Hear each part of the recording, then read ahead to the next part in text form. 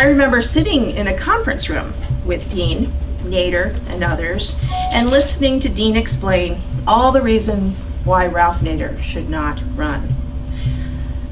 I couldn't take it anymore, and so finally I asked him, I said, well, do you think third parties should ever run? And he said, yes, but just not this year.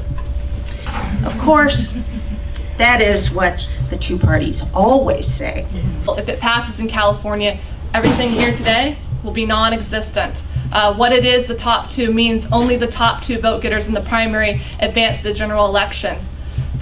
This means that the people with the most money will be the only two people on the ballot. It could be only two Democrats, two Republicans. It's Louisiana-style politics. They've had it for 30 years, from 1978 to 2008, which no incumbents were knocked off the ballot. And it's horrible. They dropped top two in Louisiana in 2008. 5 incumbents were knocked off the ballot.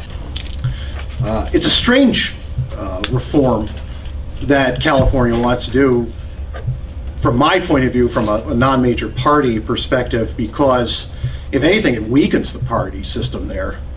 Because politics being what it is, it's always filled with ambitious men and sometimes ambitious women, and it's, you know, it favors, I believe the reason it's being done is it favors the kind of candidates like Arnold Schwarzenegger and Carly Fiorina and Meg Whitman, people who are outside the party process, who are not activists, who have lots of money.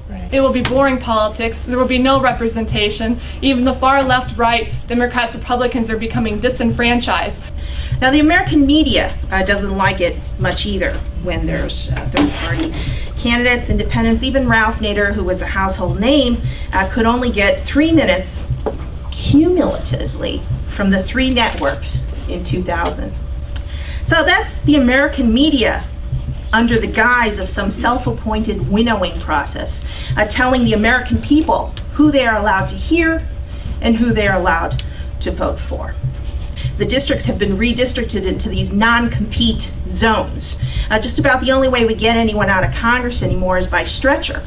And even the Supreme Court helps to ratify this bipartisan cartel by saying that states can enact regulations, and this is a quote, that favor the traditional two-party system, as if they have collective amnesia about those parties, the third parties, who put forward such inconvenient ideas as abolition, women's suffrage, the minimum wage.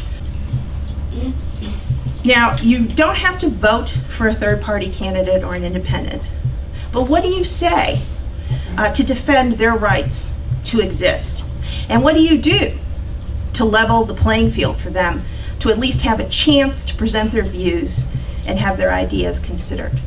And it's great to hear all these concepts of well, uniting people and whatnot, but how do we do it? You can still use the primary process as a way to influence the two major parties. We have to work on a real local level for election reform. In San Francisco, we have publicly financed campaigns. We have term limits. We have runoff votings. And we have Green Party members in our city and county government and on our school board.